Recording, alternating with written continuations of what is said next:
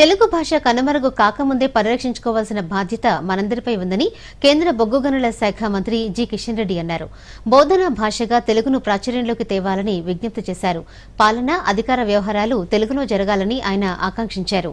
హైదరాబాద్ హెచ్ఐసిసిలో జరిగిన ప్రపంచ తెలుగు సమాఖ్య 12వ ద్వైవార్షిక మహాసభల్లో ముఖ్య అతిథిగా పాల్గొన్న కేంద్ర మంత్రి ఈ సందర్భంగా మాట్లాడుతూ పిల్లలతో రోజు బాల సాహిత్యం చదివించాల్సిన అవసరం ఉందని, డిజిటల్ విభాగంలో తెలుగు భాష క్రోడీకరించి భావితరాలకు అందించాల్సిన బాధ్యత మనపై ఉందని గుర్తు చేశారు.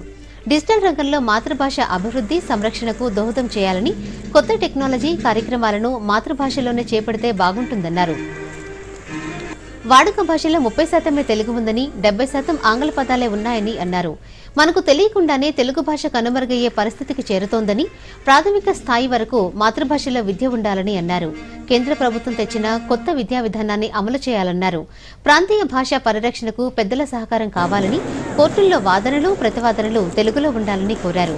ఈ సందర్భంగా ఆదిలాబాద్ గోండు గిరిజనుల నృత్యం ప్రత్యేక ఆకర్షణగా నిలిచింది.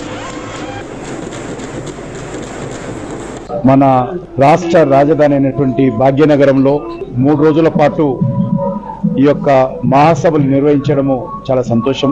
గత అనేక సంవత్సరాలుగా మన తెలుగు రాష్ట్రాల్లోనే కాకుండా మన భారతదేశంలోని అనేక రాష్ట్రాలలో, ప్రపంచంలోని అనేక దేశాలలో తెలుగు భాష పరిరక్షించడం కోసం, తెలుగు భాషను ప్రోత్సహించడం కోసం, తెలుగు భాష యొక్క ప్రాధాన్యత, ఆవశ్యకతను తెలియజేస్తూ మరి ప్రపంచ తెలుగు సమాఖ్య చేస్తున్నటువంటి కృషిని మనస్ఫూర్తిగా అభినందిస్తాం.